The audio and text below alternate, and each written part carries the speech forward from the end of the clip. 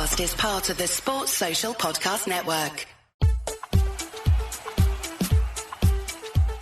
Hello and welcome to the 1865 match report. We're recording this the morning after a 2-1 defeat at home to Arsenal. Forest made 3 changes to the team that played last week. Nuno Tavares is ineligible against his old club. Yates and Hudson-Odoi were replaced by Gibbs-White and Nico Williams. So we started with Turner in goal, a back 4 of Montiel, Omobamidele, Murillo and Toffolo. In midfield, we had Mangala and Danilo alongside Dominguez and Williams, and I'll talk a little bit about the formation in a bit. And then up front, we had Gibbs-White just behind Chris Wood. I've been joined by Tom Newton, who was at the game as well. But just before that, a quick summary of the events. So in the first half, according to me, we had a majestic defensive display. There were no shots on target that I'm aware of. We spent most of the game trapped in our own half, sitting very, very deep, but we did excellent work cutting out their passing lanes and not falling for the traps that Arsenal were trying to set to get us to come forwards. In the second half, Wood came off, replaced by Taiwo Awoniyi, which was a welcome surprise. And there was much more attacking intent from Forest, and including us getting the first shot on target of the game, but we were undone by mistakes, which is an all too common issue for us. So, Tom, how was it for you? Well, first and foremost, it was hard to work out the formation regarding the midfield because obviously Danilo was in there, Mangala was in there, Dominguez, and then we didn't know where Williams was kind of going to place. But I think it was just a matter of making the midfield compact because obviously they will, you know that you're going to concede a lot of possession against Arsenal with Saka, Odegaard, Declan Rice just keep turning the ball over and everything. But first off, defensively, we was absolutely sound. And like you've said, no shots on target. Omobamidele and Murillo had a really good game for us. And I think when you look at Arsenal and everything, you just kind of think when they've got like Saka and players like that, you just know that they're going to hurt you. And I thought they didn't really bother us. I mean, they had a lot of the ball and they did look dangerous, but Turner hasn't, at this point, hasn't had a save to make, which going at 0-0, regroup and everything. And I think it was a case of like, keep it quiet for an hour, then unleash Elanga and Awoniyi. Yeah. And obviously Awoniyi came on because Chris Wood was feeling ill, according to Nuno in his post-match. So I think the game plan, it was clear to see, and it was working because we just, like you said, we didn't fall into the traps what Arsenal were trying to set. And I thought it, first half, without seeing too much of the ball, I thought it was a decent performance from Forest. Yeah, I just want to say, so I thought it was basically a 4-4-2, which is like a throwback formation in some ways, but it was that so that we had Dominguez and Williams basically helping out the fullbacks and preventing any attacks from the flanks. So Arsenal had to go through the middle. And one of the things I noticed, there was one point where Dominguez, I think it was maybe Zinchenko or something, and was coming up the wing. And Dominguez was kind of standing off him, and the bloke behind me suddenly yelled, get closer to him, get closer to him. But I looked across and there was like 3 Arsenal players behind Dominguez, and Dominguez just cut off the passing lane. So all Zinchenko could do was play it forward to Saka, and Toffolo just took it off him. And I was like, that's what we were doing. We were just giving them only bad options. Yeah, and I noticed that they were doubling up on Saka because obviously we know how dangerous he is when he cuts in on the left, and which he did get his goal on the night later on via mistake. But I noticed quite a few times when he was on that right side, Toffolo went out to him, and it was a combination of Dominguez sometimes went out and doubled up on him, or Danilo or Mangala, and it worked. And like I said, we kept them quiet for the first half. I mean, they had a lot of the ball, but they didn't really do much with it. There was that deflected shot what went just over the bar, and then that one just whistled past the post for a corner kind of thing. But first and foremost, Forest were defensively sound, especially in the first half last night. The other thing I noticed was like when we played Brighton, they kept on putting their foot on the ball and inviting us to press them, and then we fell for it, and then they'd just go through the holes. Whereas Arsenal were trying that all through the first half, Raya and Zinchenko especially. And again, this bloke behind me was yelling, press him, but we didn't. And it suddenly meant they had to try and pass through us and they couldn't do it. Yeah, I got how the game plan was last night, but I did joke at to my dad next to me. I said, when the groundsmen come out at half time, they'll only have to pitchfork the one half because we haven't even been in the other half. And that what actually happened, because I usually go to downstairs for the toilet and everything. I thought, I'm going to see what the groundsmen actually do. And they only did the half the Trent end off the pitch, because that's why that's where Arsenal were attacking, you see. So, no, I think the game plan was going according to plan last night, but as we'll mention in a minute, you can't legislate for costly mistakes, especially at this level. So second half comes out, sees Taiwo come on for Chris Wood. As you mentioned, Nuno said it was illness and he came on a bit earlier than we wanted. I did think he looked a bit rusty, but he definitely gave Saliba something different to think about, and you could see how much we missed him straight away. And because of that, I think we probably played with a bit more attacking intent. And it was us that forced the first shot on target. I think it was Toffolo maybe, that had a header that forced a save out of them, but then they got a save straight after. I know we're going to talk about him later on, but I have to say there was a fantastic save from Turner as well at about 10 minutes in. Yeah, as I mentioned on the pod previously, and we'll mention it a bit more in depth in a couple of minutes, but I even applauded that. I thought it was a decent save because it took a deflection, and obviously he's had to redirect himself to get him in the way of the shot. And even I applauded that. I thought, that was a good save from him. And I'm not being patronising or anything like that. I thought it was a decent save, but a couple of minutes later that was all done. But going back to Awoniyi, he had a Gibbs White was trying to play him through, but there was one chance in the first half which Wood had, and I think he got away from his man, and he was going into the area, and we was thinking if that was Awoniyi, he would be away. But with Chris Wood, he probably hasn't got that burst of pace. But it was very much a welcome return to the squad for Taiwo last night, because even though Chris Wood's had a decent return with so many goals in so many games or whatever it is, just have another decent striker, then they can chop and change kind of thing, keep them both fresh from now until the end of the season. So it was a welcome return. As you say as well, you could see Saliba just didn't really know what to do with him. He kept on putting him on the floor. Yeah, and he gave him a torrid time, didn't he, at the end, which on the first game of the season, and obviously the goal what Taiwo scored last season to keep us in the Premier League. But it was a welcome return. So we have to return to that man. So as we just mentioned Turner's save. Shortly after that, actually, as well, there was a cross that came in, and he caught it really, really confidently. And stupidly, I jinxed it by going, he's having a good game here. But Arsenal broke down their left. Williams had the ball, got a bit clattered, claimed for a foul, but it went out for a throw-in. They threw the ball in.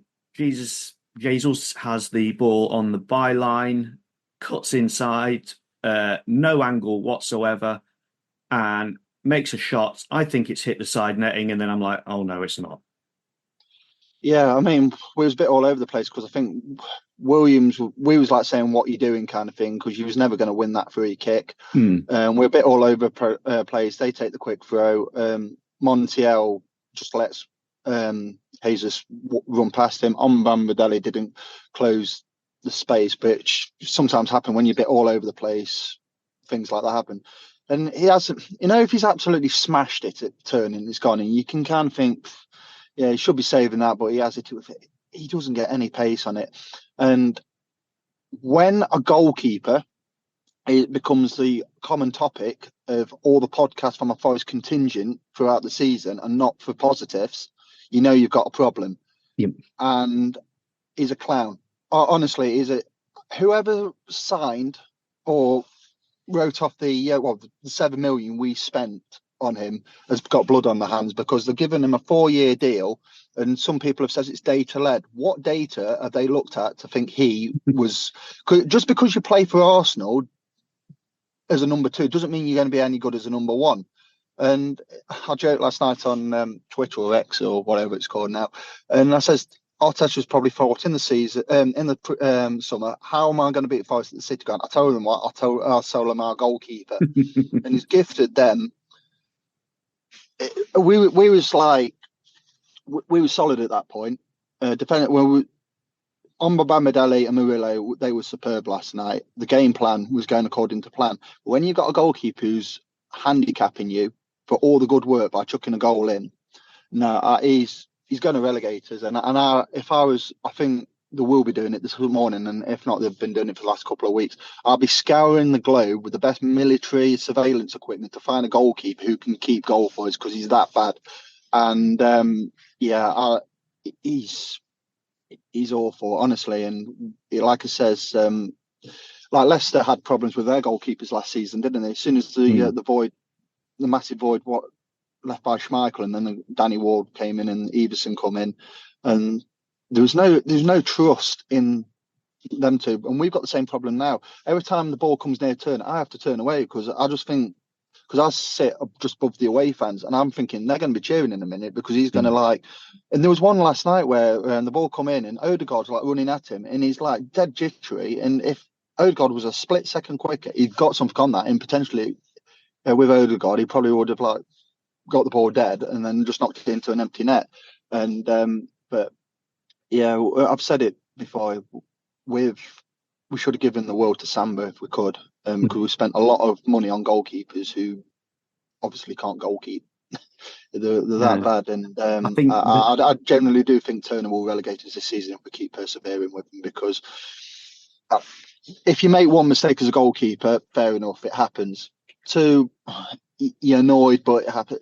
But when it's the 8th from 9th, and it's not just like over a few seasons, this is this season. And yeah, I think he's an absolute liability. And I read this wasn't related to football, but I read a good quote this morning, which was a mistake's only a mistake if it happens twice. But as you say, it's happened 9. He must have cost us like 12, 15 points already. And we'll come back to this, but given our situation, that's a lot of points to lose.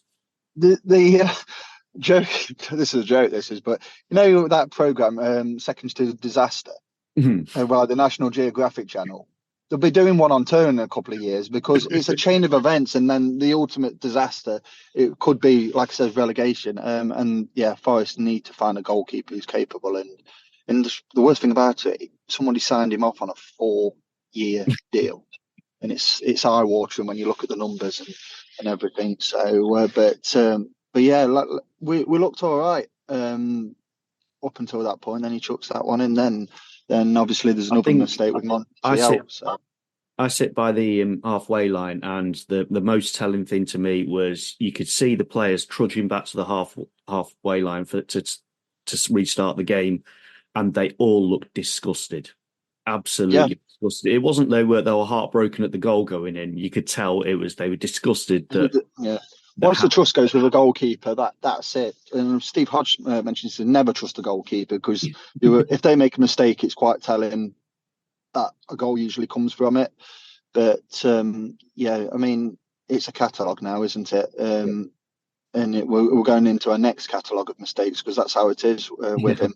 So, but the alternatives at the moment are no better, are they? Vlachodimos has had his problems, and you got Hennessy, who's his third choice for a reason, because he's getting on a bit. Then you're relying on George Shelby, aren't you? And you can't thrust the young kid in and with that pressure on him. So yeah, if I was in the next few days, they've got to get a goalkeeper. They've got to. Anyway, unfortunately, that wasn't the only mistake of the evening, as Forest went up for a corner. Ball spills out. Montiel, who was like one of the covering defenders on the halfway line, receives the ball, tries to play it down the wing, but instead gives it straight to Odegaard. Arsenal break very, very quickly. Forest are outnumbered, and the ball goes across the D to Saka, who really can't miss from there. Yeah, as soon as that mistake happened and we was all over the shop, it was just a sense of inevitability that Saka was. As soon as he got to Saka, you just knew it was in. He's an absolute superb footballer, and he's an absolute joy to watch. and he's been brilliant for England, and he's been brilliant for us. I mean, he is one of the best wingers, I'd say, in world football at the moment. I think he's that good. I think he's a superb talent, and yeah, so he's very gifted, isn't he? He's left foot, right foot, and I think he hit that in with his right foot, didn't he? And as soon as it come to him, I thought this is, and but it just set the trend, didn't it? The first goal, and then you just know that there's a sense of inevitability that the second goal was soon going to follow, because we would have been chasing the game then, and especially from our corner. Montiel, you expect. He didn't have a great game last night, did he? And you expect a lot more from a Argentinian World Cup winner. And there's no in between with Montiel. He's either good or bad. There's no in between with him.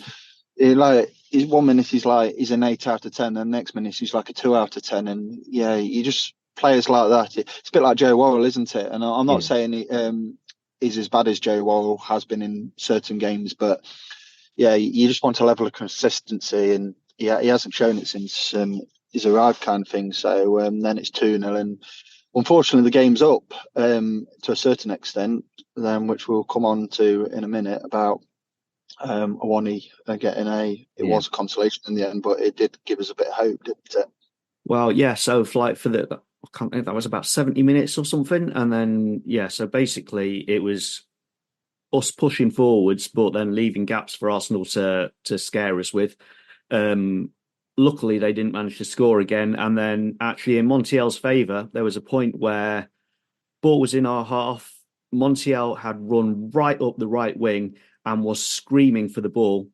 And a long pass out to him. He receives it, pushes it into Taiwo. I thought, I'd just said on our group chat, Taiwo looks really short of fitness. Maybe we put him on too early. And the ball sort of bounces off him, but somehow he recovers and pokes it home. Yeah, he's an absolute nuisance, isn't he? You know, when he's like, because he's got that physique. You know, if he's in between two defenders, it's like some players like struggle against two players, but he's like brought it down, and obviously he's got nice bounce to the ball, and obviously he's swept it in, kind of thing, and that will give him no end of confidence. Because of what I think, I can't remember which. It wasn't the injury what he's just had. I think it was one bit. It took him a couple of games to get going. Yeah. But yeah, that will give him a load of confidence and everything. And like he says, he's probably come on earlier than expected, because I reckon the game plan would have been keep him at 0-0 until about 60 minutes and bring Elanga and Awoniyi on. And with the illness to Chris Wood, then obviously it's forced Nuno into making that change. So, but yeah, it's nice to have him and Elanga on the field. Then obviously you're going to get the AFCON lads back. You're going to get Niakate back hopefully at the weekend once he comes back. Is it in Ivory Coast, the AFCON? Yeah. So hopefully he'll be back in England in the next couple of days and start planning. But having said that, I think it'd be strength on the bench, because I don't think you can really drop on Mbamidele or Murillo. But having said that, Murillo has played a lot of games, so whether you just take him out the limelight for like a couple of games just to recharge his batteries, because now McKenna's gone, you've only got Murillo and Niakate as the left-sided central defenders. So so I think it's a nice luxury to have hopefully in the next couple of weeks, that Nuno can start resting players, because you look at some players and they played a lot of games recently, especially with the cup replays and the winter break, which never happened because obviously that replay at Blackpool. So it'd be nice to actually rest some players and they can recharge the batteries for this latter part of the season. Definitely. So it wasn't all over for Taiwo. He had one more chance right at the death, but couldn't put it home. And then that was that. So 2-1 to Arsenal. A little bit of a scare for Arsenal at the end, but basically it was all a mistake of our own. It was all our own undoing. So we've got Chris Harwood here to tell us about the view from the opposition. Arsenal arrived at the City Ground in desperate need of building some momentum. Whereas this time last year we held a commanding lead at the top, this season was proving much more challenging to put on a decent run, with a resurgent Liverpool setting the standard. Having said that, there has been positive signs in many games, with Arteta changing his game plan from a free-flowing style resulting in goal fests, and now he aspires our team to control the game completely and squeeze the opposition in all parts of the pitch. There was further motivation for us on Tuesday night to beat a team managed by a former Spurs manager, With Tavares ineligible and potentially leaving for France anyway, it was great to see two other Forest players in action, Montiel and Murillo. Judging by today's performance, these two are going to have a vital role in your quest to stay up. After a bright start, the Forest players elected to do what it seems many teams aim to do against us now. Sit back from the start, let us play, and watch us pass and pass and pass, and then hit us on the break. That seemed to be the pattern for most of the first half. From an Arsenal fan's perspective, it is incredibly frustrating to watch our players, such as Saka and Odegaard, who are able to score some incredible goals and show some awesome movement, reduced to playing in this way. It is a bit like playing in treacle.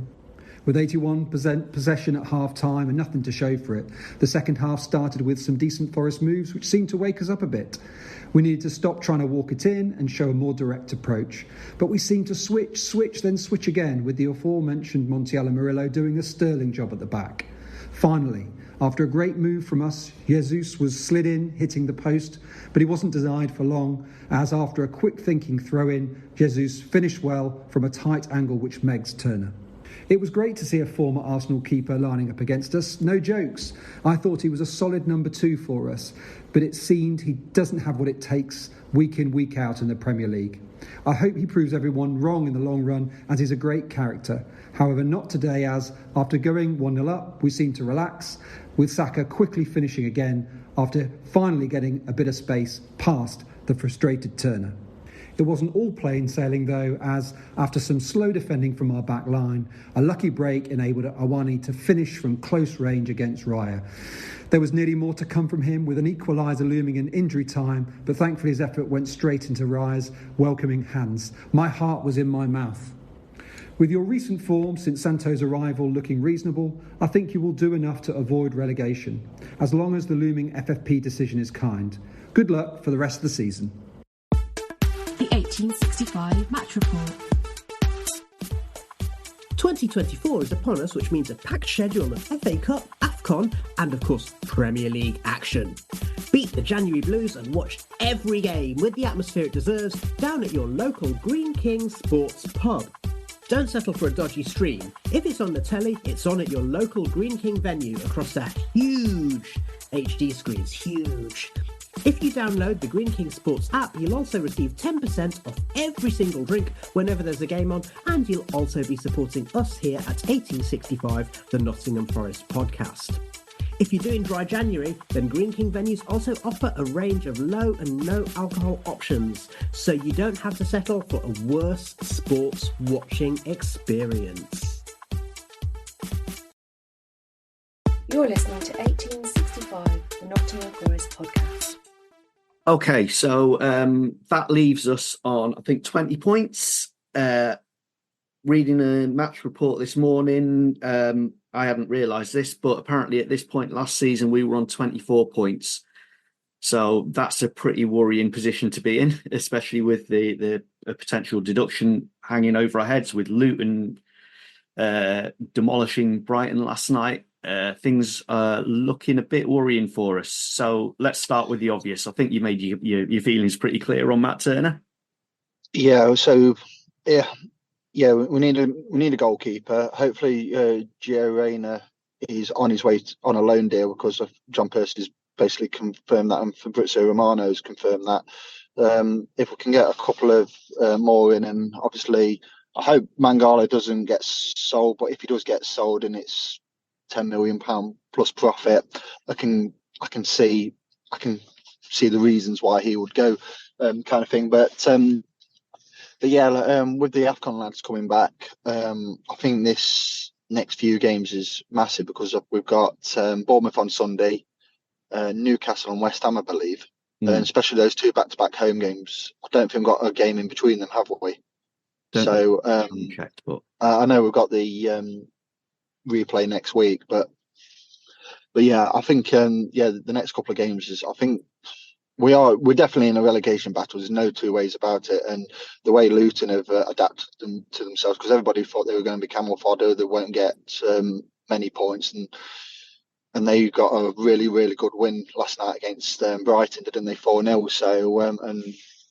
So I think, unfortunately, because I've got some family who are Sheffield United fans, I think they've gone basically. I just think they haven't got the quality to have a run of games and get a run of wins on the board to like put them in contention of staying up. So I think it's we're definitely in there.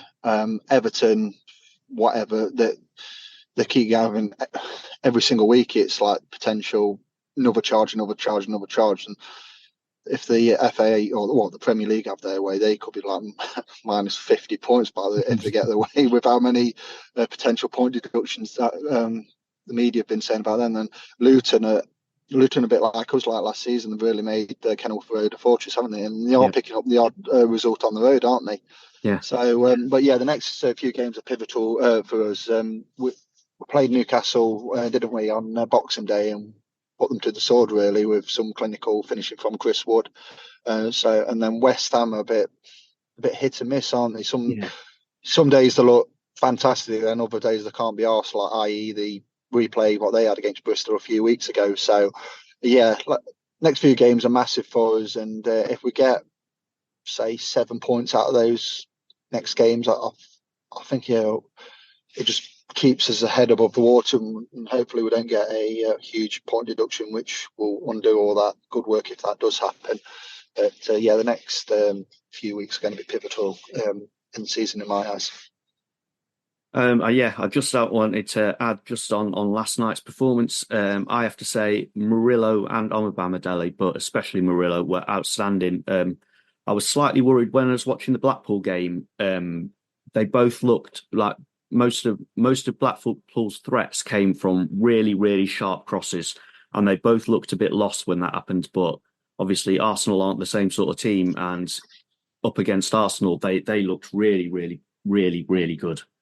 Yeah, Murillo didn't give Jesus a kick, did he, until his goal? I mean, he defended really well, and every time the ball went into Jesus, he got a toe in or whatever, and then Jesus was getting a bit rattled, didn't he, because he got booked for something. Yeah. Was it in the first half? Ref. Yeah, and Omobamidele, it's took him a long time to. And I think it's more luck than anything else, because obviously with the injuries in the and obviously McKenna and Wall out of favour, and the lads going to AFCON and all of that, so he's got his chance, and he's been brilliant, hasn't he? And he's quite deceptive, with his turn of pace. He is quite quick, and him and Murillo really forged a really good partnership. And I don't know how much English Murillo can speak, but Omobamidele, he's got a really strong Irish accent. So yeah, the language barriers kind of could potentially be a problem there. But they've forged a really good partnership. It's just unfortunate that the clown behind them can't do it, can't save anything, can he, at times? So as soon as they sort the goalkeeping situation out, I'll feel more confident with us defensively, because like I said earlier in this match report, for all the good work Omobamidele and Murillo and the rest of the team did defensively, it was undone by bloody Poppadom wrists in goal. So hopefully we'll get a keeper in by the end of the window. So we'll leave it there. So slightly worrying times, clown in goal and all that. But thank you very, very much for listening. Thank you to you, Tom. Thank you to Chris for the view from the opposition. We'll be back. Bristol next, isn't it? So we'll be back. Bournemouth. Sorry, yeah. So we'll be Sunday. Back with a report after that one. And then, so thank you again for listening. This has been the 1865 Nottingham Forest podcast.